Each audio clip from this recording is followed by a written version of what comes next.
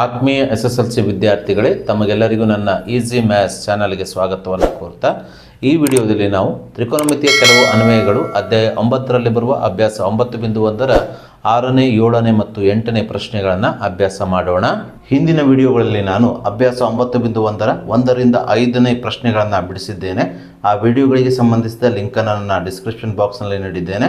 ನೀವು ಆ ಲಿಂಕನ್ನು ಕ್ಲಿಕ್ ಮಾಡಿ ಆ ವಿಡಿಯೋಗಳನ್ನು ನೋಡಬಹುದು. ಸೊ ಅಭ್ಯಾಸ 9.1ರ 6ನೇ ಪ್ರಶ್ನೆ ಈ ರೀತಿಯಾಗಿದೆ. 1.5 ಮೀಟರ್ ಎತ್ತರದ ಹುಡುಗನೊಬ್ಬ 30 ಮೀಟರ್ ಎತ್ತರದ ಕಟ್ಟಡದಿಂದ ಸ್ವಲ್ಪ ದೂರದಲ್ಲಿ ನಿಂತಿದ್ದಾನೆ. ಕಟ್ಟಡದ ಹತ್ತಿರಕ್ಕೆ ನಡೆದು ಹೋಗುವಾಗ ಕಟ್ಟಡದ ಮೇಲ್ತುದಿಗೆ ಅವನ ಕಣ್ಣಿನಿಂದ ಉಂಟಾದ ಉನ್ನತ ಕೋನವು 30 ಡಿಗ್ರಿಯಿಂದ 60 ಡಿಗ್ರಿಗೆ ಹೆಚ್ಚುತ್ತದೆ. ಹಾಗಾದರೆ ಅವನು ಕಟ್ಟಡದ ಕಡೆಗೆ ಎಷ್ಟು ದೂರ ನಡೆದು ಬಂದಿದ್ದಾನಂತ ಹೇಳಿ ಈ ರೀತಿಯ ಒಂದು ಪ್ರಶ್ನೆಯನ್ನು ನೀಡಿದ್ದಾರೆ. ಆದರೆ ಇದಕ್ಕೆ ಸಂಬಂಧಿಸಿದ ಯಾವುದೇ ಚಿತ್ರವನ್ನು ನಮಗೆ ನೀಡಿಲ್ಲ. ಹಾಗಾಗಿ ನಾವಿಲ್ಲಿ ಈ ಪ್ರಶ್ನೆಯ ಪ್ರಕಾರ ಚಿತ್ರವನ್ನು ಬಿಡಿಸಿಕೊಂಡು ಆ ಚಿತ್ರದ ಆಧಾರದ ಮೇಲೆ ಈ ಪ್ರಶ್ನೆಗೆ ಉತ್ತರಿಸೋಣ. ಸೊ ಪ್ರಶ್ನೆಯಲ್ಲಿ ನಮಗೆ 1.5 ಮೀಟರ್ ಎತ್ತರದ ಹುಡುಗನೊಬ್ಬ 30 ಮೀಟರ್ ಎತ್ತರದ ಕಟ್ಟಡದಿಂದ ಸ್ವಲ್ಪ ದೂರದಲ್ಲಿ ನಿಂತಿದ್ದಾನೆ ಅಂತ ನೀಡಿದ್ದಾರೆ. ಸೊ ಇಲ್ಲಿ ನಾನು ಹುಡುಗ ನಿಂತಿದ್ದ ಸ್ಥಾನವನ್ನು ಎಂ ಆಗಿ ಗುರುತಿಸಿಕೊಂಡಿದ್ದೇನೆ. ಹುಡುಗನ ಎತ್ತರವನ್ನು 1.5 ಮೀಟರ್ ಆಗಿ ನೀಡಿರುವುದರಿಂದ ನಾನಿಲ್ಲಿ AM ಎತ್ತರ ಅಂದರೆ ಹುಡುಗನ ಎತ್ತರ 1.5 ಮೀಟರ್ ಅಂತ ಬರೆದುಕೊಂಡಿದ್ದೇನೆ. ಹಾಗೆ ಕಟ್ಟಡದ ಎತ್ತರವನ್ನು ನಾನಿಲ್ಲಿ OC ಅಂತ ಗುರುತಿಸಿಕೊಂಡಿದ್ದೇನೆ. ಇಲ್ಲಿ ಕಟ್ಟಡದ ಎತ್ತರವನ್ನು 30 ಮೀಟರ್ ಆಗಿ ನೀಡಿದ್ದಾರೆ. ಇಲ್ಲಿ C ಅಂದರೆ ಕಟ್ಟಡದ ತುದಿಯಾಗಿದೆ. ಸೊ ನಾವೀಗ ಈ ಹುಡುಗನ ಎತ್ತರದಷ್ಟೇ ಹೇಳುತ್ತೆ, ಅಂದರೆ 1.5 ಮೀಟರ್ ಎತ್ತರ OD ಆಗುವಂತೆ OCಯ ಮೇಲೆ D ಬಿಂದುವನ್ನು ಗುರುತಿಸಬೇಕು. ಅಂದರೆ ಇಲ್ಲಿ AM ಮತ್ತು ODಯ ಬೆಲೆಗಳು ಎತ್ತರಗಳು ಅಂದರೆ ಅಳತೆಗಳು ಸಮನಾಗಿರಬೇಕು. ಆ ರೀತಿ ಈ OCಯ ಮೇಲೆ D ಬಿಂದುವನ್ನು ಗುರುತಿಸಬೇಕು.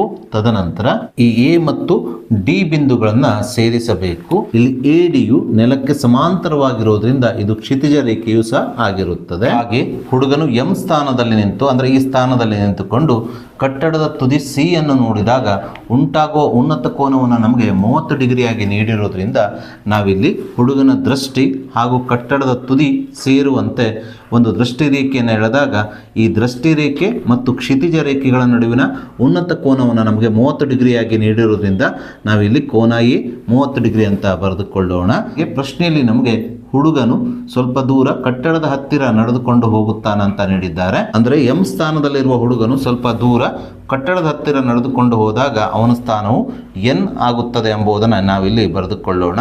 ಹಾಗೆ ಇಲ್ಲಿ BN ಹುಡುಗನ ಸ್ಥಾನವಾಗಿದೆ ಎಂಬುದನ್ನು ಬರೆದುಕೊಳ್ಳೋಣ. ತದನಂತರ ಈ ಸ್ಥಾನದಿಂದ ಅಂದರೆ N ಸ್ಥಾನದಲ್ಲಿ ಹುಡುಗ BN ನಿಂತುಕೊಂಡು ಈ ಕಟ್ಟಡದ ತುದಿಯನ್ನು ನೋಡಿದಾಗ ಹುಡುಗನ ದೃಷ್ಟಿ ಮತ್ತು ಕಟ್ಟಡದ ತುದಿ C ಈ ದೃಷ್ಟಿ ರೇಖೆ ಮತ್ತು ಈ ಕ್ಷಿತಿಜ ರೇಖೆಗಳ ನಡುವಿನ ಉನ್ನತ ಕೋನವನ್ನು ನಮಗೆ 60 ಡಿಗ್ರಿ ಅಂತ ನೀಡಿದ್ದಾರೆ. ಹಾಗಾಗಿ ನಾವಿಲ್ಲಿ 60 ಡಿಗ್ರಿ ಅಂತ ಬರೆದುಕೊಳ್ಳೋಣ. ಹೀಗೆ ನಾವು ನೀಡಿದ ಪ್ರಶ್ನೆ ಪ್ರಕಾರ ಒಂದು ಚಿತ್ರವನ್ನು ಹಾಕಿಕೊಳ್ಳಬೇಕು. ಸೊ ಪ್ರಶ್ನೆ ಪ್ರಕಾರ 1.5 ಮೀಟರ್ ಎತ್ತರವಿರುವ ಹುಡುಗನೊಬ್ಬ 30 ಮೀಟರ್ ಎತ್ತರದ ಕಟ್ಟಡದಿಂದ ಸ್ವಲ್ಪ ದೂರದಲ್ಲಿ ನಿಂತಿದ್ದಾನೆ. ಈ ಹುಡುಗನು ಇಲ್ಲಿ ನಿಂತ ಸ್ಥಳವನ್ನು ನಾವು M ಅಂತ ಗುರುತಿಸಿಕೊಂಡಿದ್ದೇವೆ. ಸೊ ಈ ಸ್ಥಳದಿಂದ ಈ ಕಟ್ಟಡದ ತುದಿ C ಅನ್ನು ನೋಡಿದಾಗ ಉಂಟಾಗುವ ಉನ್ನತ ಕೋನ ಏನಿದೆ 30 ಡಿಗ್ರಿ ಅಂತ ನೀಡಿದ್ದಾರೆ. ತದನಂತರ ಹುಡುಗ ಈ ಸ್ಥಾನದಿಂದ ಕಟ್ಟಡದ ಹತ್ತಿರ ಸ್ವಲ್ಪ ದೂರ ಚಲಿಸಿದಾಗ ಅವನು ನಿಂತ ಸ್ಥಳವನ್ನು ನಾವು N ಆಗಿ ಗುರುತಿಸಿಕೊಂಡಿದ್ದೇವೆ. ಈ ಸ್ಥಳದಿಂದ ಕಟ್ಟಡದ ತುದಿ C ಅನ್ನು ನೋಡಿದಾಗ ಉಂಟಾಗುವ ಉನ್ನತ ಕೋನ 60 ಡಿಗ್ರಿ ಆಗುತ್ತದೆ. ಅಂದರೆ 30 ಡಿಗ್ರಿಯಿಂದ 60 ಡಿಗ್ರಿಗೆ ಹೆಚ್ಚಾಗುತ್ತದೆ. ಹಾಗಾದರೆ ಹುಡುಗ ಎಷ್ಟು ದೂರ ಚಲಿಸಿದ್ದಾನೆ ಎಂಬುದನ್ನು ನಾವಿಲ್ಲಿ ಕಂಡುಹಿಡಿಯಬೇಕಾಗಿದೆ. ಅಂದರೆ ಇಲ್ಲಿ MN ಅಥವಾ AB ಅಳತೆಯನ್ನು ನಾವಿಲ್ಲಿ ಕಂಡುಹಿಡಿಯಬೇಕಾಗಿದೆ. ಸೊ ನಾವೀಗ ಈ ಚಿತ್ರದಲ್ಲಿರುವ ದತ್ತಾಂಶಗಳನ್ನು ಒಂದೊಂದಾಗಿ ಬರೆದುಕೊಂಡು ತದನಂತರ ಈ ಚಿತ್ರದ ಸಹಾಯದಿಂದ ಹುಡುಗನು ಕಟ್ಟಡದ ಕಡೆಗೆ ಚಲಿಸಿದ ದೂರ MN ಅಥವಾ AB ಅಳತೆಯನ್ನು ಕಂಡುಹಿಡಿಯೋಣ. ಹುಡುಗನು M ಬಿಂದುವಿನಲ್ಲಿದ್ದಾಗ ಉನ್ನತ ಕೋನವು 30 ಡಿಗ್ರಿ ಅಂತ ಬರೆದುಕೊಳ್ಳೋಣ. ಹಾಗೆ ಅವನು ಕಟ್ಟಡದ ಕಡೆಗೆ ಸ್ವಲ್ಪ ದೂರ ನಡೆದ ನಂತರ ಅವನ ಸ್ಥಾನ N ಬಿಂದುವಿನಲ್ಲಿ ಬರುತ್ತದೆ. ಅಂದರೆ ಇಲ್ಲಿ MN ಅಂದರೆ ಕಟ್ಟಡದ ಕಡೆಗೆ ಅವನು ಸ್ವಲ್ಪ ದೂರ ನಡೆದಾಗ ಅವನು ನಡೆದ ದೂರ ಇಲ್ಲಿ MN ಆಗುತ್ತದೆ. ಹಾಗೆ ಈ MN ABಗೆ ಸಮನಾಗುತ್ತದೆ. ಆದ್ದರಿಂದ ನಾವಿಲ್ಲಿ MN AB ಈ ದೂರವನ್ನು ನಾವು ಕಂಡುಹಿಡಿಯಬೇಕಾಗಿದ್ದರಿಂದ ನಾವು ಈ ದೂರವನ್ನು ಅಂದರೆ AB ಮತ್ತು MN ದೂರವನ್ನು X ಆಗಿರಲಿ ಎಂದು ತೆಗೆದುಕೊಳ್ಳೋಣ. ಹಾಗೆ ಎನ್ ಬಿಂದುವಿನಲ್ಲಿ ನಿಂತಾಗ ಉನ್ನತ ಕೋನ ಅಂದರೆ ಎನ್ ಬಿಂದುವಿನಲ್ಲಿ ನಿಂತ್ಕೊಂಡು ಕಟ್ಟಡದ ತುದಿಯನ್ನು ನೋಡಿದಾಗ ಉಂಟಾಗುವ ಉನ್ನತ ಕೋನ 60 ಡಿಗ್ರಿ ಅಂತ ನೀಡಿದ್ದಾರೆ. ಹಾಗಾಗಿ ಅದನ್ನು ಇಲ್ಲಿ ಬರೆದುಕೊಳ್ಳೋಣ. ಅದೇ ರೀತಿ ಕಟ್ಟಡದ ಎತ್ತರ ಓಸಿಯನ್ನು ನಮಗೆ 30 ಮೀಟರ್ ಆಗಿ ನೀಡಿರುವುದರಿಂದ ನಾವಿಲ್ಲಿ ಕಟ್ಟಡದ ಎತ್ತರ ಓಸಿ = 30 ಮೀಟರ್ ಎಂದು ಬರೆದುಕೊಳ್ಳೋಣ. ಈ ಚಿತ್ರವನ್ನು ಎಡಿಯ ಮೇಲ್ಗಡೆ ಗಮನಿಸಿದಾಗ ಇಲ್ಲಿ 2 ಲಂಬಕೋನ ತ್ರಿಭುಜಗಳಿರುವುದನ್ನು ನೀವು ಗಮನಿಸಬಹುದು. ಆ ತ್ರಿಭುಜಗಳೆಂದರೆ ADC ಮತ್ತು BDC ಆಗಿದೆ. ಇಲ್ಲಿ ಈ ಕಟ್ಟಡವು ನೆಲಕ್ಕೆ ನೇರವಾಗಿ ನಿಂತಿರೋದ್ರಿಂದ ಡಿ ಕೋನದಲ್ಲಿ ಲಂಬಕೋನ ಉಂಟಾಗಿರುವುದನ್ನು ನೀವು ಗಮನಿಸಬಹುದು. ಸೊ ಹಾಗಾಗಿ ನಾವು ಈ ADC ಮತ್ತು BDC ತ್ರಿಭುಜಗಳ DC ಬಾವಿನ ಅಳತೆಯನ್ನು ನಾವು ಮೊದಲಿಗೆ ಕಂಡುಹಿಡಿದುಕೊಳ್ಳೋಣ. ಈ CD ಅಥವಾ DC ಬಾವಿನ ಅಳತೆಯು OCಯಲ್ಲಿ ಅಂದರೆ ಕಟ್ಟಡದ ಎತ್ತರದಲ್ಲಿ ODಯ ಅಳತೆ ಅಂದರೆ ಹುಡುಗನ ಎತ್ತರದ ಅಳತೆಯನ್ನು ಕಳೆದಾಗ ನಮಗೆ CDಯ ಅಳತೆ ಸಿಗುತ್ತದೆ. ಹಾಗಾಗಿ ನಾನಿಲ್ಲಿ CD = OC ಅಂದರೆ ಕಟ್ಟಡದ ಎತ್ತರ ಮೈನಸ್ OD ಅಂದರೆ ಇಲ್ಲಿ ಹುಡುಗನ OD ಅಂದರೆ ಇದು ಹುಡುಗನ ಎತ್ತರವಾಗಿದೆ, OD ಅಂತ ಬರೆದುಕೊಂಡಿದ್ದೇನೆ. ಸೊ OCಯ ಅಳತೆ ಅಂದರೆ ಕಟ್ಟಡದ ಎತ್ತರ ಇಲ್ಲಿ 30 ಮೀಟರ್ ಆಗಿರೋದ್ರಿಂದ 30 ಅಂತ ಬರೆದುಕೊಳ್ಳೋಣ. ಮೈನಸ್ OD ಅಂದರೆ ಹುಡುಗನ ಎತ್ತರ ಇಲ್ಲಿ 1.5 ಆಗಿರೋದ್ರಿಂದ 1.5 ಮೀಟರ್ ಅಂತ ಬರೆದುಕೊಳ್ಳೋಣ. ಸೊ 30 ಮೈನಸ್ 1.5 ಮೀಟರ್ ಅಂದರೆ ಅದು 28.5 ಮೀಟರ್ ಆಗುತ್ತದೆ. ಹಾಗಾಗಿ ಈ ಲಂಬಕೋನ ತ್ರಿಭುಜ, ಈ 2 ಲಂಬಕೋನ ತ್ರಿಭುಜ ADC ಮತ್ತು BDC ಲಂಬಕೋನ ತ್ರಿಭುಜದಲ್ಲಿ ಈ CD ಬಾವಿನ ಅಳತೆಯು ಇಲ್ಲಿ 28.5 ಮೀಟರ್ ಆಗುತ್ತದೆ. ಸೊ ಹೀಗೆ ನಾವು ತ್ರಿಭುಜ ADC ಮತ್ತು BDCಗಳ CD ಬಾವಿನ ಅಳತೆಯನ್ನು ಕಂಡುಹಿಡಿದ ನಂತರ ನಾವೀಗ ಲಂಬಕೋನ ತ್ರಿಭುಜ ADCಯ AD ಬಾವಿನ ಅಳತೆ, ಅದೇ ರೀತಿ ಲಂಬಕೋನ ತ್ರಿಭುಜ BDCಯ BD ಬಾವಿನ ಅಳತೆಗಳನ್ನು ತ್ರಿಕೋನಮಿತಿಯ ಅನುಪಾತದ ಸಹಾಯದಿಂದ ಕಂಡುಹಿಡಿದು ತದನಂತರ ತ್ರಿಭುಜ ADCಯ AD ಬಾವಿನ ಅಳತೆಯಲ್ಲಿ ತ್ರಿಭುಜ BDCಯ BD ಬಾವಿನ ಅಳತೆಯನ್ನು ಕಳೆದು ಹುಡುಗನ ಚಲಿಸಿದ ದೂರ AB ಅಳತೆಯನ್ನು ಕಂಡುಹಿಡಿಯೋಣ. ಸೊ ಅದಕ್ಕೋಸ್ಕರ ನಾನಿಲ್ಲಿ ಲಂಬಕೋನ ತ್ರಿಭುಜ ADCಗೆ ತ್ರಿಕೋನಮಿತಿ ಅನುಪಾತವನ್ನು ಬಳಸಿ ಈ ಲಘುಕೋನ 30 ಡಿಗ್ರಿಗೆ ಸಂಬಂಧಿಸಿದಂತೆ ಈ AD ಬಾವಿನ ಅಳತೆಯನ್ನು ಕಂಡುಹಿಡಿಯುತ್ತೇನೆ. ಸೊ ಆದ್ದರಿಂದ ನಾನಿಲ್ಲಿ ತ್ರಿಭುಜ ADCಯಲ್ಲಿ ಕೋನ D = 90 ಡಿಗ್ರಿ ಅಂತ ಬರೆದುಕೊಂಡಿದ್ದೇನೆ. ಸೊ ಮೊದಲಿಗೆ ನಾವು ತ್ರಿಭುಜ ADCಯಲ್ಲಿ ಲಘುಕೋನ 30 ಡಿಗ್ರಿಗೆ ಸಂಬಂಧಿಸಿದಂತೆ ಈ ತ್ರಿಭುಜದ ಬಾಹುಗಳನ್ನು ಹೆಸರಿಸಿಕೊಳ್ಳೋಣ. ಲಘುಕೋನ A ಅಥವಾ 30 ಡಿಗ್ರಿಗೆ ಅಭಿಮುಖವಾಗಿರುವ ಬಾಹು CD ಆಗಿದೆ. ಈ ಬಾಹು ಇಲ್ಲಿ ಅಭಿಮುಖ ಬಾಹು ಆಗುತ್ತದೆ. ಅದೇ ರೀತಿ AD ಬಾಹುವು ಪಾರ್ಶ್ವ ಬಾಹು ಆಗಿದೆ. ಸೊ ಇಲ್ಲಿ ACಯು ವಿಕರ್ಣವಾಗಿದೆ, ಆದರೆ ಈ AC ಅಳತೆ ನಮಗೆ ಅಗತ್ಯ ಇಲ್ಲ. ಸೊ ಅಭಿಮುಖ ಬಾಹು ಭಾಗಿಸು ಪಾರ್ಶ್ವ ಬಾಹು ಅಥವಾ ಅಪಾನ ಅನುಪಾತವಾಗಿ ಹೊಂದಿರುವ ತ್ರಿಕೋನಮಿತಿ ಅನುಪಾತವನ್ನು ಬಳಸಿಕೊಂಡು ನಾವೀಗ AD ಪಾರ್ಶ್ವ ಬಾವಿನ ಅಳತೆಯನ್ನು ಕಂಡುಹಿಡಿಯಬೇಕು. ಯಾಕಂದರೆ ಅಭಿಮುಖ ಬಾವಿನ ಅಳತೆ ನಮಗೆ ಕೊಟ್ಟಿದ್ದಾರೆ ಅಥವಾ ನಾವು ಕಂಡುಹಿಡಿದಿದ್ದೇವೆ. ಪಾರ್ಶ್ವ ಬಾವಿನ ಅಳತೆಯನ್ನು ಕಂಡುಹಿಡಿದ್ರೆ ನಮಗೆ AB ಅಳತೆಯನ್ನು ಕಂಡುಹಿಡಿಯೋದು ಸುಲಭವಾಗುತ್ತದೆ. ಅದಕ್ಕೋಸ್ಕರ ಅಪ ಅಥವಾ ಅಭಿಮುಖ ಬಾಹು ಭಾಗಿಸು ಪಾರ್ಶ್ವ ಬಾಹುವನ್ನು ಅನುಪಾತವಾಗಿ ಹೊಂದಿರುವ ತ್ರಿಕೋನಮಿತಿಯ ಅನುಪಾತ ಟ್ಯಾನ್ ಅನುಪಾತವನ್ನು ಬಳಸಿಕೊಂಡು ನಾವು AD ಪಾರ್ಶ್ವಭಾವಿನ ಅಳತೆ ಅಂದರೆ ADC ತ್ರಿಭುಜದ AD ಪಾರ್ಶ್ವಭಾವಿನ ಅಳತೆಯನ್ನು ಕಂಡುಹಿಡಿಯೋಣ. ಅದಕ್ಕೋಸ್ಕರ ಟ್ಯಾನ್ 30 ಡಿಗ್ರಿ = ಅಭಿಮುಖ ಬಾಹು CD ಭಾಗಿಸು ಪಾರ್ಶ್ವಭಾವು AD ಅಂತ ಬರೆದುಕೊಳ್ಳೋಣ. ಟ್ಯಾನ್ 30 ಡಿಗ್ರಿಯ ಬೆಲೆಯು 1/3 ಆಗಿದೆ. = CD ಬಾವಿನ ಅಳತೆಯು 28.5 ಆಗಿರೋದ್ರಿಂದ CDಯ ಸ್ಥಾನದಲ್ಲಿ ನಾವು 28.5 ಅಂತ ಬರೆದುಕೊಳ್ಳೋಣ. ADಯ ಅಳತೆಯನ್ನು ಅಂದರೆ ಪಾರ್ಶ್ವಭಾವಿನ ಅಳತೆಯನ್ನು ನಾವು ಕಂಡುಹಿಡಿಯಬೇಕಾಗಿದೆ. ಇದನ್ನು ಇದ್ದ ಹಾಗೆ ಬರೆದುಕೊಳ್ಳೋಣ. ಸೊ ಮುಂದಿನ ಹಂತದಲ್ಲಿ ಓರೆ ಗುಣಾಕಾರ ಮಾಡಿಕೊಂಡು ADಯನ್ನು ಎಡಭಾಗಕ್ಕೆ ತಂದಾಗ ADಯು 1ಕ್ಕೆ ಗುಣಿಸಲ್ಪಟ್ಟು 1 × AD AD ಆಗುತ್ತದೆ. = ಈ ವರ್ಗಮೂಲ 3 ಬಲಭಾಗಕ್ಕೆ ಹೋಗಿ 28.5ಕ್ಕೆ ಗುಣಿಸಲ್ಪಟ್ಟು ಬಲಭಾಗವು 28.5 × ವರ್ಗಮೂಲ 3 ಆಗುತ್ತದೆ. ಆದ್ದರಿಂದ ಇಲ್ಲಿ ಪಾರ್ಶ್ವಭಾವು AD ಅಳತೆಯು 28.5 × ವರ್ಗಮೂಲ 3 ಮೀಟರ್ ಆಗುತ್ತದೆ. ಸೊ ಇದೇ ರೀತಿ ನಾವೀಗ ಮತ್ತೊಂದು ಲಂಬಕೋನ ತ್ರಿಭುಜ BDCಯನ್ನು ತೆಗೆದುಕೊಂಡು BDಯ ಅಳತೆಯನ್ನು ಕಂಡುಹಿಡಿಯೋಣ. ಅದಕ್ಕೋಸ್ಕರ ನಾವಿಲ್ಲಿ ತ್ರಿಭುಜ BDCಯಲ್ಲಿ ಕೋನ D = 90 ಡಿಗ್ರಿ ಅಂತ ಬರೆದುಕೊಳ್ಳೋಣ. ಈಗ ನಾವು ಈ ಲಘುಕೋನ 60 ಡಿಗ್ರಿಗೆ ಸಂಬಂಧಿಸಿದಂತೆ ಬಾಹುಗಳನ್ನು ಹೆಸರಿಸಿಕೊಂಡಾಗ ಇಲ್ಲಿ CDಯು ಅಭಿಮುಖ ಬಾಹು ಆಗಿರುತ್ತದೆ. ಯಾವ ರೀತಿ ADCಗೆ CD ಅಭಿಮುಖ ಬಾಹು ಆಗಿದೆಯಲ್ಲ, ಅದೇ ರೀತಿ BDC ತ್ರಿಭುಜಕ್ಕೂ ಲಘುಕೋನ 60 ಡಿಗ್ರಿಗೆ ಸಂಬಂಧಿಸಿದಂತೆ CD ಅಭಿಮುಖ ಬಾಹು ಆದರೆ BDಯು ಪಾರ್ಶ್ವ ಬಾಹು ಆಗಿರುತ್ತದೆ. ಇಲ್ಲಿ CD ಅಳತೆ ನಮಗೆ ತಿಳಿದಿದೆ ಪಾರ್ಶ್ವಬಾಹು BD ಅಳತೆಯನ್ನು ನಾವಿಲ್ಲಿ ಕಂಡುಹಿಡಿಯಬೇಕು. ಅದಕ್ಕೋಸ್ಕರ ಪ ಅಥವಾ ಅಭಿಮುಖ ಬಾಹು ಭಾಗಿಸು ಪಾರ್ಶ್ವಬಾಹುವನ್ನು ಅನುಪಾತವಾಗಿ ಹೊಂದಿರುವ ಟ್ಯಾನ್ ಅನುಪಾತವನ್ನು ಬಳಸಿಕೊಂಡು ನಾವಿಲ್ಲಿ ಪಾರ್ಶ್ವಬಾಹು BD ಅಳತೆಯನ್ನು ಕಂಡುಹಿಡಿಯೋಣ. ಅದಕ್ಕೋಸ್ಕರ ನಾನಿಲ್ಲಿ ಟ್ಯಾನ್ 60 ಡಿಗ್ರಿ = ಅಭಿಮುಖ ಬಾಹು CD ಭಾಗಿಸು ಪಾರ್ಶ್ವಬಾಹು BD ಅಂತ ಬರೆದುಕೊಂಡಿದ್ದೇನೆ. ಟ್ಯಾನ್ 60 ಡಿಗ್ರಿಯ ಬೆಲೆಯು ವರ್ಗಮೂಲ 3 ಆಗಿದೆ. CD ಅಳತೆ 28.5 ಭಾಗಿಸು ಈ BD ಅಳತೆಯನ್ನು ನಾವಿಲ್ಲಿ ಕಂಡುಹಿಡಿಯಬೇಕಾಗಿದ್ದರಿಂದ BDಯನ್ನು ಇದ್ದ ಹಾಗೆ ಬರೆದುಕೊಳ್ಳೋಣ. ಸೊ ಮುಂದಿನ ಹಂತದಲ್ಲಿ ಈ BDಯನ್ನು ಓರೆ ಗುಣಾಕಾರ ಮಾಡಿ ಎಡಭಾಗಕ್ಕೆ ತಂದಾಗ BD ಎಡಭಾಗವು BD ಆಗುತ್ತದೆ ಈ ವರ್ಗಮೂಲವನ್ನು ಬರಭಾಗಕ್ಕೆ ತೆಗೆದುಕೊಂಡು ಹೋದಾಗ ಇದು ಛೇದಕ್ಕೆ ಹೋಗಿ 28.5 ಭಾಗಿಸು ವರ್ಗಮೂಲ 3 ಆಗುತ್ತದೆ. ಆದ್ದರಿಂದ ಇಲ್ಲಿ BD ಅಳತೆಯು 28.5 ಭಾಗಿಸು ವರ್ಗಮೂಲ 3 ಮೀಟರ್ ಆಗುತ್ತದೆ. ಹೀಗೆ ನಾವು AD ಅಳತೆ ಮತ್ತು BD ಅಳತೆಯನ್ನು ಕಂಡುಹಿಡಿದ ನಂತರ ನಾವೀಗ ಹುಡುಗನು ಚಲಿಸಿದ ದೂರ ಅಂದರೆ ಕಟ್ಟಡದ ಕಡೆಗೆ ಹುಡುಗನು ಚಲಿಸಿದ ದೂರ AB ಅಳತೆಯನ್ನು ಕಂಡುಹಿಡಿಯೋಣ. ಇಲ್ಲಿ AB ಅಂದರೆ AD ಯಲ್ಲಿ BD ಅನ್ನು ಕಳೆದಾಗ ಸಿಗುತ್ತದೆ. ಹಾಗಾಗಿ ನಾವಿಲ್ಲಿ AB AD ಮೈನಸ್ BD ಎಂದು ಬರೆದುಕೊಂಡಿದ್ದೇವೆ. AD ಅಳತೆ ನಾವಿಲ್ಲಿ ಕಂಡುಹಿಡಿದಿದ್ದೇವೆ. AD ಅಳತೆಯು 28.5 ಗುಣಿಸು ವರ್ಗಮೂಲ 3 ಬಂದಿದೆ. ಹಾಗಾಗಿ ಇದರ ಜಾಗದಲ್ಲಿ 28.5 ಗುಣಿಸು ವರ್ಗಮೂಲ 3 ಅಂತ ಬರೆದುಕೊಂಡಿದ್ದೇವೆ. ಮೈನಸ್ BD ಅಳತೆಯು 28.5 ಭಾಗಿಸು ವರ್ಗಮೂಲ 3 ಆಗಿರೋದ್ರಿಂದ BD ಸ್ಥಾನದಲ್ಲಿ ನಾವು 28.5 ಭಾಗಿಸು ವರ್ಗಮೂಲ 3 ಅಂತ ಬರೆದುಕೊಂಡಿದ್ದೇವೆ.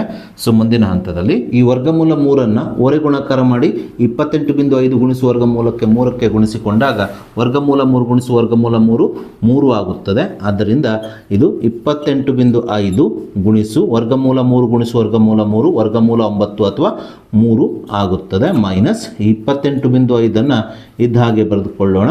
ಸಂಪೂರ್ಣ ಭಾಗಿಸು ಛೇದದಲ್ಲಿರುವ ವರ್ಗಮೂಲ 3ಅನ್ನು ಇದ್ದ ಹಾಗೆ ಬರೆದುಕೊಳ್ಳೋಣ. ಸೊ ಮುಂದಿನ ಹಂತದಲ್ಲಿ ಇಲ್ಲಿ ಅಂಶದಲ್ಲಿರುವ 28.5ಅನ್ನು ಸಾಮಾನ್ಯ ತೆಗೆದಾಗ ಮೊದಲನೇ ಪದದಲ್ಲಿ 3 ಉಳಿಯುತ್ತದೆ. ಮೈನಸ್ ಎರಡನೇ ಪದದಲ್ಲಿ 28.5 ಹೊರಗಿರೋದ್ರಿಂದ ಇಲ್ಲಿ 1 ಮಾತ್ರ ಉಳಿಯುತ್ತದೆ. ಸಂಪೂರ್ಣ ಭಾಗಿಸು ವರ್ಗಮೂಲ 3ಅನ್ನು ಇದ್ದ ಹಾಗೆ ಬರೆದುಕೊಳ್ಳೋಣ. = 28.5ಅನ್ನು ಇದ್ದ ಹಾಗೆ ಬರೆದುಕೊಳ್ಳೋಣ. 3 - 1 2 ಆಗುತ್ತದೆ. ಭಾಗಿಸು ವರ್ಗಮೂಲ 3 28.5 ಗುಣಿಸು 2 ಅಂದರೆ 57 ಆಗುತ್ತದೆ. ಭಾಗಿಸು ವರ್ಗಮೂಲ 3ಅನ್ನು ಇದ್ದ ಹಾಗೆ ಬರೆದುಕೊಳ್ಳೋಣ. ಮುಂದಿನ ಹಂತದಲ್ಲಿ ಈ 57ಅನ್ನು ನಾವು 19 ಗುಣಿಸು 3 ಆಗಿ ಬರೆದುಕೊಳ್ಳೋಣ. ಯಾಕೆಂದರೆ ಛೇದದಲ್ಲಿ ವರ್ಗಮೂಲ 3 ಇರೋದ್ರಿಂದ 3 ಭಾಗಿಸು ವರ್ಗಮೂಲ 3 ವರ್ಗಮೂಲ 3 ಆಗುತ್ತದೆ. ಆದ್ದರಿಂದ ನಾವಿಲ್ಲಿ 57ಅನ್ನು 19 ಗುಣಿಸು 3 ಅಂತ ಬರೆದುಕೊಳ್ಳೋಣ. ಭಾಗಿಸು ವರ್ಗಮೂಲ 3 19ಅನ್ನು ಇದ್ದ ಹಾಗೆ ಬರೆದುಕೊಳ್ಳೋಣ. 3 ಭಾಗಿಸು ವರ್ಗಮೂಲ 3 ಅಂದರೆ ವರ್ಗಮೂಲ 3 ಆಗುತ್ತದೆ.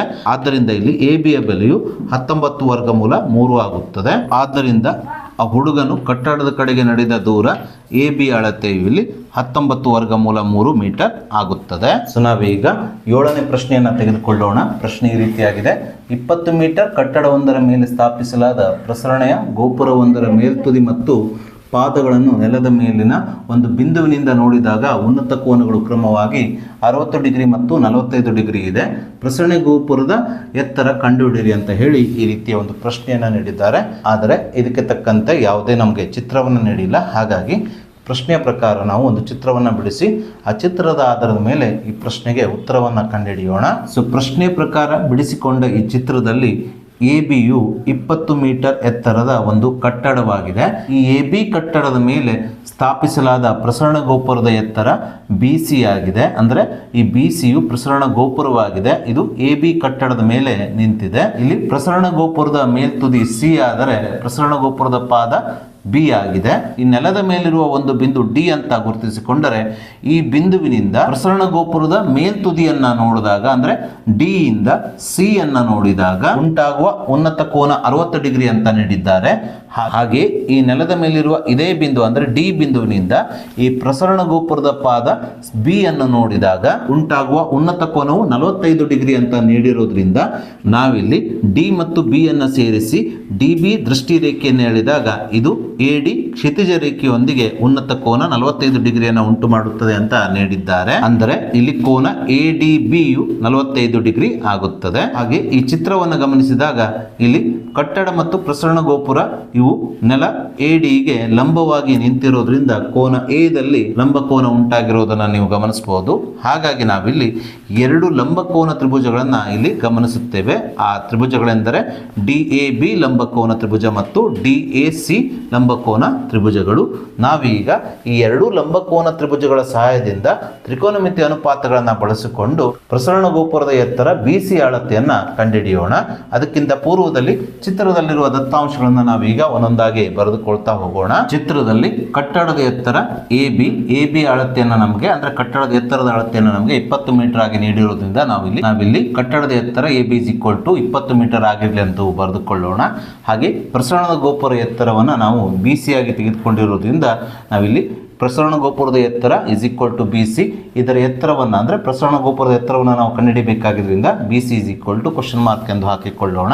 ಸೊ ನಾವೀಗ ಈ ಎರಡು ಲಂಬಕೋನ ತ್ರಿಭುಜಗಳಲ್ಲಿ ADB ಮತ್ತು ADC ಈ ಎರಡು ಲಂಬಕೋನ ತ್ರಿಭುಜಗಳಲ್ಲಿ ಮೊದಲನೇ ಲಂಬಕೋನ ತ್ರಿಭುಜ ಅಂದರೆ ADB ಅನ್ನು ತೆಗೆದುಕೊಂಡು ಈ ಲಂಬಕೋನ ತ್ರಿಭುಜದ AD ಬಾವಿನ ಅಳತೆಯನ್ನು ಕಂಡುಹಿಡಿಯೋಣ. ಅದಕ್ಕೋಸ್ಕರ ನಾವಿಲ್ಲಿ ADB ಲಘುಕೋನ 45 ಡಿಗ್ರಿಗೆ ಸಂಬಂಧಿಸಿದಂತೆ ADB ಲಂಬಕೋನ ತ್ರಿಭುಜದ ಬಾವುಗಳನ್ನು ಹೆಸರಿಸಿಕೊಳ್ಳಬೇಕು. ಈ ಲಘುಕೋನ 45 ಡಿಗ್ರಿಗೆ ಎದುರಿರುವ ಬಾವು ABಯು ಅಭಿಮುಖ ಬಾವು ಆಗಿದೆ.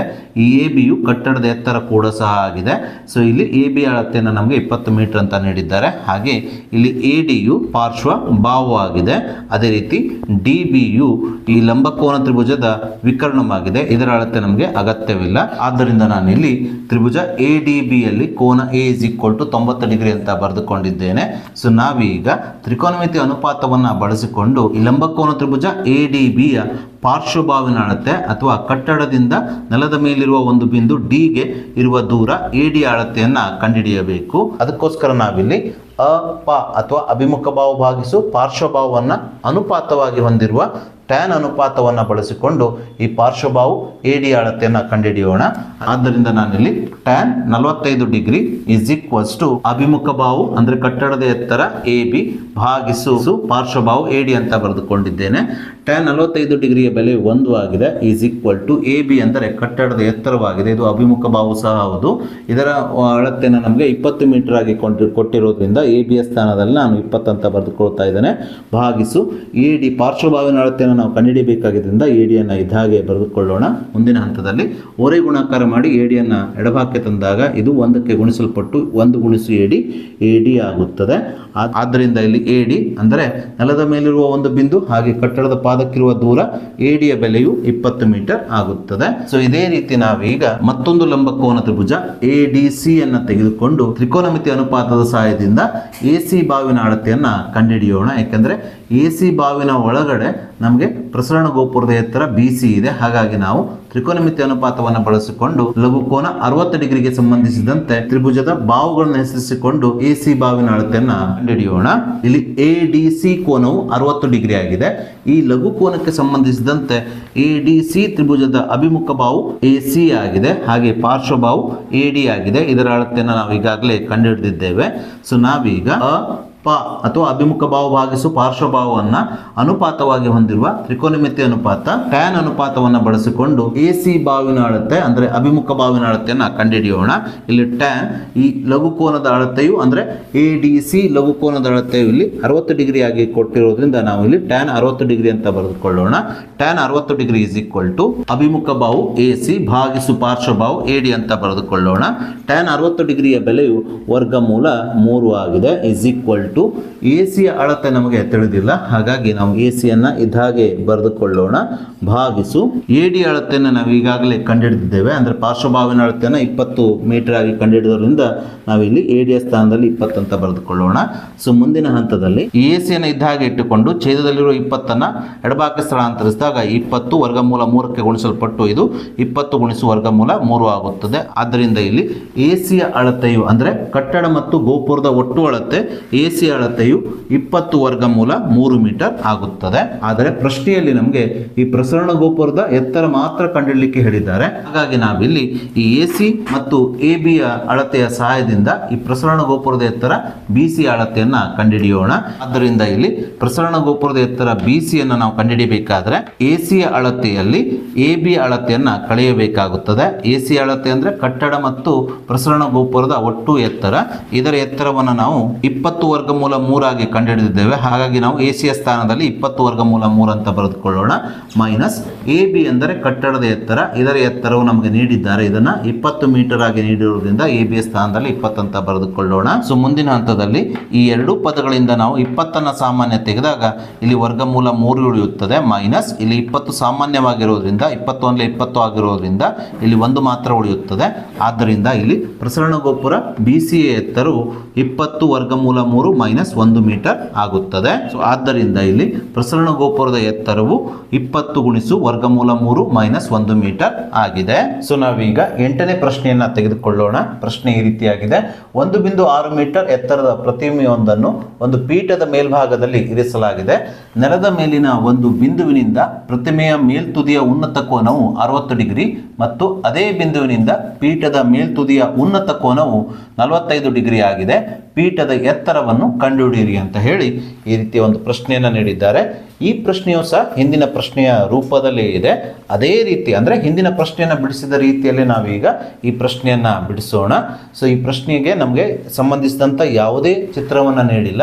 ಹಾಗಾಗಿ ನಾವು ಈ ಪ್ರಶ್ನೆಗೆ ಸಂಬಂಧಿಸಿದ ಚಿತ್ರವನ್ನು ಹಾಕಿಕೊಂಡು ತದನಂತರ ಆ ಚಿತ್ರದ ಆಧಾರದ ಮೇಲೆ ಅಂದರೆ ಚಿತ್ರದ ಸಹಾಯದಿಂದ ಈ ಪ್ರಶ್ನೆಗೆ ಉತ್ತರವನ್ನು ಕಂಡುಹಿಡಿಯೋಣ, ಅಂದರೆ ಪೀಠದ ಎತ್ತರವನ್ನು ಕಂಡುಹಿಡಿಯೋಣ. ಸೊ ಪ್ರಶ್ನೆಯಲ್ಲಿ ನಮಗೆ 1.6 ಮೀಟರ್ ಎತ್ತರದ ಪ್ರತಿಮೆಯೊಂದನ್ನು ಪೀಠದ ಮೇಲ್ಭಾಗದಲ್ಲಿ ಇರಿಸಲಾಗಿದೆ ಅಂತ ನೀಡಿದ್ದಾರೆ. ಸೊ ಈ ಪ್ರಶ್ನೆಯ ಪ್ರಕಾರ ಬಿಡಿಸಿಕೊಂಡ ಈ ಚಿತ್ರದಲ್ಲಿ ಎ ಬಿಯು ಪೀಠವಾಗಿದೆ. ಈ ಪೀಠದ ಎತ್ತರವನ್ನು ನಾವಿಲ್ಲಿ ಕಂಡುಹಿಡಿಯಬೇಕಾಗಿದೆ. ಈ ಪೀಠದ ಮೇಲ್ಭಾಗದಲ್ಲಿ ಒಂದು ಪ್ರತಿಮೆಯನ್ನು ಇರಿಸಲಾಗಿದೆ. ಇದನ್ನು ನಾವು ಬಿ ಸಿ ಅಂತ ಗುರುತಿಸಿಕೊಂಡಿದ್ದೇವೆ. ಸೊ ಈ ಪ್ರತಿಮೆಯ ಎತ್ತರವನ್ನು ನಮಗೆ 1.6 ಮೀಟರ್ ಆಗಿ ನೀಡಿದ್ದಾರೆ. ಇಲ್ಲಿ ಸಿ ಎಂಬುದು ಈ ಪ್ರತಿಮೆಯ ಮೇಲ್ತುದಿಯಾಗಿದೆ. ಹಾಗೆ ಎ ಬಿ ಪೀಠದ ಎತ್ತರವಾದರೆ ಇಲ್ಲಿ ಬಿ ಪೀಠದ ಮೇಲ್ತುದಿಯಾಗಿದೆ. ಹಾಗೆ ಇಲ್ಲಿ ಎ ಡಿಯು ನೆಲದ ಮೇಲಿರುವ ಒಂದು ಬಿಂದು ಡಿ ನಿಂದ ಪೀಠಕ್ಕೆ ಇರುವ ಅಂತರವಾಗಿದೆ. ಮುಂದುವರಿದು ನೆಲದ ಮೇಲಿರುವ ಒಂದು ಬಿಂದು ಡಿ ನಿಂದ ಪ್ರತಿಮೆಯ ಮೇಲ್ತುದಿಯ ಉನ್ನತ ಕೋನವು 60 ಡಿಗ್ರಿ ಅಂತ ಕೊಟ್ಟಿದ್ದಾರೆ. ನೆಲದ ಮೇಲಿರುವ ಒಂದು ಬಿಂದು ಡಿ ನಿಂದ ಪ್ರತಿಮೆಯ ಮೇಲ್ತುದಿಯ ಒಂದು ಬಿಂದು ಅಂದ್ರೆ ಸಿ ಆಗಿದೆ. ಇಲ್ಲಿ ನಾವು ನೆಲದ ಮೇಲಿರುವ ಒಂದು ಬಿಂದು ಡಿ ಮತ್ತು ಪ್ರತಿಮೆಯ ಮೇಲ್ತುದಿ ಸಿ ಅನ್ನ ಸೇರಿಸುವಂತೆ ಒಂದು ರೇಖೆಯನ್ನು ಎಳೆದಾಗ ಇದು ಡಿ ಸಿ ರೇಖೆ ಆಗುತ್ತದೆ. ಸೊ ಇದು ದೃಷ್ಟಿ ರೇಖೆ ಆಗುತ್ತದೆ. ಸೊ ಈ ದೃಷ್ಟಿ ರೇಖೆ ಮತ್ತು ಎ ಡಿ ಅಂದ್ರೆ ಕ್ಷಿತಿಜ ರೇಖೆಗಳ ನಡುವಿನ ಉನ್ನತ ಕೋನವನ್ನು ನಮಗೆ 60 ಡಿಗ್ರಿ ಆಗಿ ನೀಡಿರೋದ್ರಿಂದ ಇಲ್ಲಿ ನಾವು ಕೋನ ಡಿ 60 ಡಿಗ್ರಿ ಅಂತ ಬರೆದುಕೊಳ್ಳೋಣ. ಅಂದ್ರೆ ಸಿ ಡಿ ಮತ್ತು ಡಿ ಎಗಳ ನಡುವಿನ ಕೋನ ಅಥವಾ ಎ ಡಿ ಎ ಕೋನವು 60 ಡಿಗ್ರಿ ಆಗಿದೆ. ಅದೇ ರೀತಿ ಇದೇ ಬಿಂದುವಿನಿಂದ ಈ ಡಿ ಬಿಂದುವಿನಿಂದ ಪೀಠದ ಮೇಲ್ತುದಿಯ ಉನ್ನತ ಕೋನವು 45 ಡಿಗ್ರಿ ಅಂತ ನೀಡಿದ್ದಾರೆ. ಇಲ್ಲಿ ಪೀಠ ಅಂದರೆ ಎ ಬಿ ಆಗಿದೆ, ಇದರ ಮೇಲ್ತುದಿ ಅಂದರೆ ಬಿ ಆಗಿದೆ. ಸೊ ಈ ಬಿ ಅನ್ನ ಡಿಗೆ ಸೇರಿಸಿದಾಗ ಉಂಟಾಗುವ ಡಿ ಬಿ ರೇಖೆ ಅಂದರೆ ದೃಷ್ಟಿ ರೇಖೆ ಮತ್ತು ಎ ಡಿಗಳ ನಡುವಿನ ಉನ್ನತ ಕೋನವನ್ನು ನಮಗೆ 45 ಡಿಗ್ರಿಯಾಗಿ ನೀಡಿದ್ದಾರೆ. ಅಂದರೆ ಇಲ್ಲಿ ಕೋನ ಎ ಡಿ ಬಿ 45 ಡಿಗ್ರಿ ಆಗಿದೆ.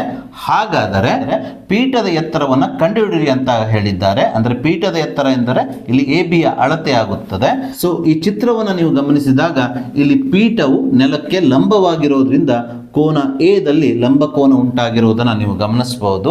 ಸೊ ಆದ್ದರಿಂದ ನೀವು ಇಲ್ಲಿ ಈ ಚಿತ್ರದಲ್ಲಿ ಎರಡು ಲಂಬ ಕೋನ ತ್ರಿಭುಜಗಳನ್ನು ಗುರುತಿಸಬಹುದು. ಅದು ಯಾವ್ದು ಅಂದ್ರೆ ಎ ಡಿ ಬಿ ಲಂಬ ಕೋನ ತ್ರಿಭುಜ, ಅದೇ ರೀತಿ ಎ ಡಿ ಸಿ ಲಂಬ ಕೋನ ತ್ರಿಭುಜ. ಹಾಗೆ ಇಲ್ಲಿ ಉನ್ನತ ಕೋನಗಳನ್ನು ಸರಿಯಾಗಿ ನೋಡ್ಕೊಳ್ರಿ. ಎ ಡಿ ಬಿ ಉನ್ನತ ಕೋನ ಅಂದ್ರೆ 45 ಡಿಗ್ರಿ, ಅದೇ ರೀತಿ ಎ ಡಿ ಸಿ ಅಲ್ಲಿ ಉಂಟಾದ ಉನ್ನತ ಕೋನ 60 ಡಿಗ್ರಿ ಆಗಿದೆ. ಸೊ ನಾವೀಗ ಈ ಎರಡು ಲಂಬ ಕೋನ ತ್ರಿಭುಜಗಳಲ್ಲಿ ಒಂದೊಂದೇ ಲಂಬ ಕೋನ ತ್ರಿಭುಜಗಳನ್ನು ತೆಗೆದುಕೊಂಡು ತ್ರಿಕೋನಮಿತಿ ಅನುಪಾತಗಳ ಸಹಾಯದಿಂದ ಮೊದಲಿಗೆ ಎ ಡಿ ಬಾವಿನ ಅಳತೆ, ತದನಂತರ ಪ್ರಶ್ನೆಯಲ್ಲಿ ಕೇಳಿರುವ ಪೀಠದ ಎತ್ತರ ಎ ಬಿ ಬಾವಿನ ಅಳತೆಯನ್ನ ಕಂಡುಹಿಡಿಯೋಣ. ಅದಕ್ಕೋಸ್ಕರ ಮೊದಲಿಗೆ ನಾವು ಚಿತ್ರದಲ್ಲಿರುವ ದತ್ತಾಂಶಗಳನ್ನ ಒಂದೊಂದಾಗಿ ಬರೆದುಕೊಳ್ತಾ ಹೋಗೋಣ. ಚಿತ್ರದಲ್ಲಿ ಎ ಬಿಯು ಪೀಠದ ಎತ್ತರವಾಗಿರೋದ್ರಿಂದ ನಾವಿಲ್ಲಿ ಪೀಠದ ಎತ್ತರ ಎ ಬಿ ಆಗಿರಲಿ ಎಂದು ಬರೆದುಕೊಳ್ಳೋಣ. ಈ ಎ ಬಿ ಅಳತೆ ಅಂದ್ರೆ ಪೀಠದ ಎತ್ತರವನ್ನು ನಾವಿಲ್ಲಿ ಕಂಡುಹಿಡಿಯಬೇಕಾಗಿದೆ. ಹಾಗೆ ಪ್ರತಿಮೆ ಎತ್ತರ ಚಿತ್ರದಲ್ಲಿ ಬಿ ಸಿ ಆಗಿದೆ. ಸೊ ಈ ಬಿ ಸಿಯ ಎತ್ತರ ಅಂದರೆ ಪ್ರತಿಮೆಯ ಎತ್ತರವನ್ನು ನಮಗೆ 1.6 ಮೀಟರ್ ಆಗಿ ನೀಡಿರೋದ್ರಿಂದ ಪ್ರತಿಮೆಯ ಎತ್ತರ B C is equal to 1.6 metre ಅಂತ ಬರೆದುಕೊಳ್ಳೋಣ. ಸೊ ನಾವೀಗ ಈ ಎರಡೂ ಲಂಬಕೋನ ತ್ರಿಭುಜಗಳಲ್ಲಿ ಮೊದಲಿಗೆ ಎ ಡಿ ಬಿ ಲಂಬಕೋನ ತ್ರಿಭುಜವನ್ನು ತೆಗೆದುಕೊಂಡು ಲಘುಕೋನ 45 ಡಿಗ್ರಿಗೆ ಸಂಬಂಧಿಸಿದಂತೆ ಈ ಲಂಬಕೋನ ತ್ರಿಭುಜದ ಬಾಹುಗಳನ್ನು ಹೆಸರಿಸಿಕೊಳ್ಳೋಣ.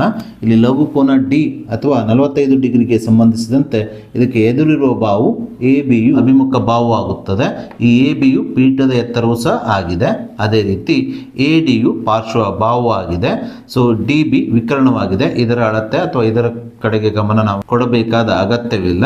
ಸೊ ನಾವೀಗ ಅಪ ಅಥವಾ ಅಭಿಮುಖ ಬಾಹು ಭಾಗಿಸು ಪಾರ್ಶ್ವ ಬಾಹುವನ್ನು ಅನುಪಾತವಾಗಿ ಹೊಂದಿರುವ ಟ್ಯಾನ್ ಅನುಪಾತವನ್ನು ಬಳಸಿಕೊಂಡು ಒಂದು ಸಮೀಕರಣವನ್ನು ಮಾಡಿಕೊಳ್ಳೋಣ. ಏಕೆಂದರೆ ಇಲ್ಲಿ ನಿಮಗೆ ಪಾರ್ಶ್ವಬಾಹುವಿನ ಅಳತೆಯೂ ತಿಳಿದಿಲ್ಲ, ಅದೇ ರೀತಿ ಪೀಠದ ಎತ್ತರ ಅಭಿಮುಖ ಬಾಹು ಎ ಬಿ ಅಳತೆಯೂ ತಿಳಿದಿಲ್ಲ. ಹಾಗಾಗಿ ನಾವಿಲ್ಲಿ ಒಂದು ಸಮೀಕರಣವನ್ನು ಮಾಡಿಕೊಳ್ಳಬೇಕಾಗುತ್ತದೆ.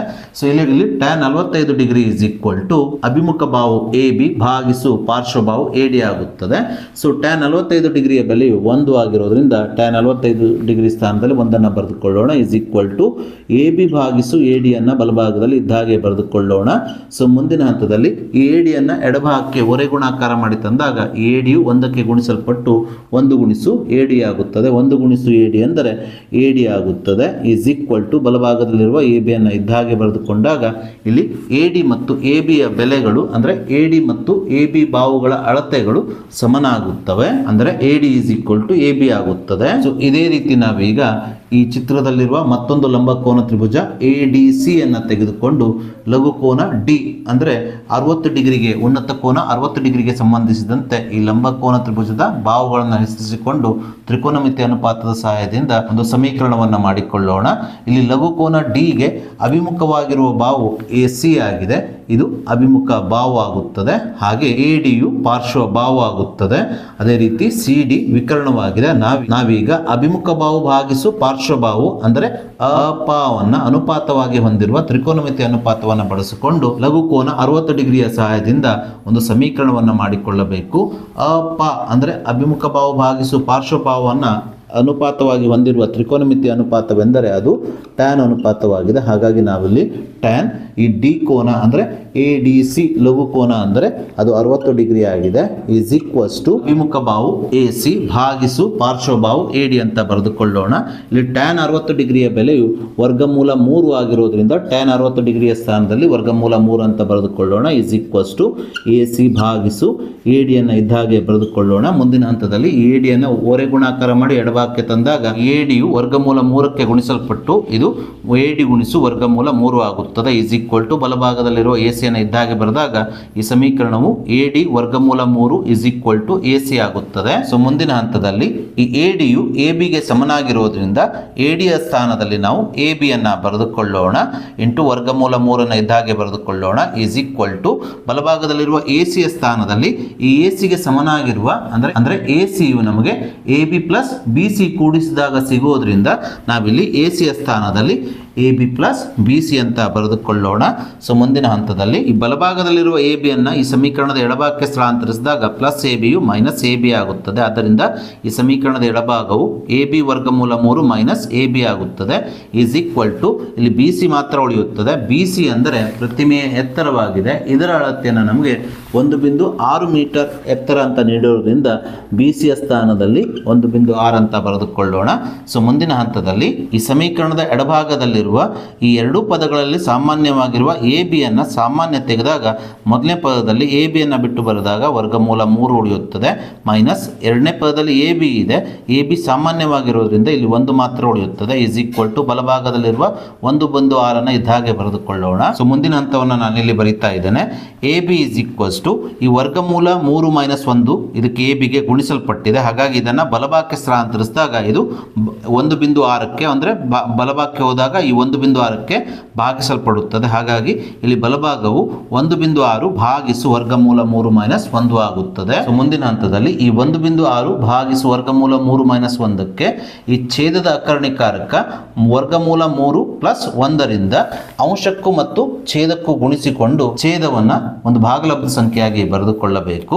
ಹೀಗೆ ಮಾಡಿದಾಗ ಇದು 1.6 ಗುಣಿಸು ವರ್ಗಮೂಲ 3 ಪ್ಲಸ್ 1 ಭಾಗಿಸು ವರ್ಗಮೂಲ 3 ಮೈನಸ್ 1 ಗುಣಿಸು ವರ್ಗಮೂಲ 3 ಪ್ಲಸ್ 1 ಆಗುತ್ತದೆ. ಅಂದರೆ ಅಂಶಕ್ಕೂ ಮತ್ತು ಛೇದಕ್ಕೂ ಈ ಛೇದದ ಕರ್ಣಿಕಾರಕ ವರ್ಗಮೂಲ 3 ಪ್ಲಸ್ 1ರಿಂದ ಗುಣಿಸಿಕೊಳ್ಳಬೇಕು. ಮುಂದಿನ ಹಂತದಲ್ಲಿ ಇಲ್ಲಿ ಅಂಶದಲ್ಲಿರುವ 1.6 ಗುಣಿಸು ವರ್ಗಮೂಲ 3 ಪ್ಲಸ್ 1 ಇದ್ದಾಗೆ ಬರೆದುಕೊಳ್ಳೋಣ. ಸಂಪೂರ್ಣ ಭಾಗಿಸು ಛೇದದಲ್ಲಿ ವರ್ಗಮೂಲ 3 ಮೈನಸ್ 1 ಇಂಟು ವರ್ಗಮೂಲ 3 ಪ್ಲಸ್ 1 ಇದು a minus B into a plus B ರೂಪದಲ್ಲಿರೋದ್ರಿಂದ ನಾವು ಇದಕ್ಕೆ a minus B into a plus B ಸೂತ್ರವನ್ನು ಅಳವಡಿಸಿದಾಗ ಇಲ್ಲಿ ಇದು ಮೊದಲನೇ ಪದದ ವರ್ಗ ಅಂದರೆ ವರ್ಗಮೂಲ 3ರ ವರ್ಗ ಮೈನಸ್ ಎರಡನೇ ಪದದ ವರ್ಗ ಅಂದರೆ 1ರ ವರ್ಗವಾಗುತ್ತದೆ. ವರ್ಗಮೂಲ 3ರ ವರ್ಗವು 3 ಆಗುತ್ತದೆ ಮೈನಸ್ 1ರ ವರ್ಗ 1 ಆಗುತ್ತದೆ. 3 ಮೈನಸ್ 1 2 ಆಗುವುದರಿಂದ ಇಲ್ಲಿ ಛೇದದಲ್ಲಿ ಇದರ ಸಂಕ್ಷಿಪ್ತ ರೂಪ ಇಲ್ಲಿ ಮಾಡಿದ್ದೇನೆ ನಾನು. ಇದರ ಸಂಕ್ಷಿಪ್ತ ರೂಪವು 2 ಉಳಿಯುತ್ತದೆ. ಸೊ ಮುಂದಿನ ಹಂತದಲ್ಲಿ ಈ 1.6ಕ್ಕೆ 2ರಿಂದ ಭಾಗಿಸಿಕೊಂಡಾಗ 0.8 ಆಗುತ್ತದೆ. ಇಂಟು ವರ್ಗಮೂಲ 3 ಪ್ಲಸ್ 1 ಇದ್ದ ಹಾಗೆ ಬರೆದುಕೊಂಡಾಗ ಇಲ್ಲಿ ಎ ಬಿ ಅಳತೆ ಅಂದರೆ ಪೀಠದ ಎತ್ತರವು 0.8 ಇಂಟು ವರ್ಗಮೂಲ 3 ಪ್ಲಸ್ 1 ಮೀಟರ್ ಆಗುತ್ತದೆ. ಸೊ ಆದ್ದರಿಂದ ಇಲ್ಲಿ ಪೀಠದ ಎತ್ತರವು 0.8 ಇಂಟು ವರ್ಗಮೂಲ 3 ಪ್ಲಸ್ 1 ಮೀಟರ್ ಆಗಿದೆ.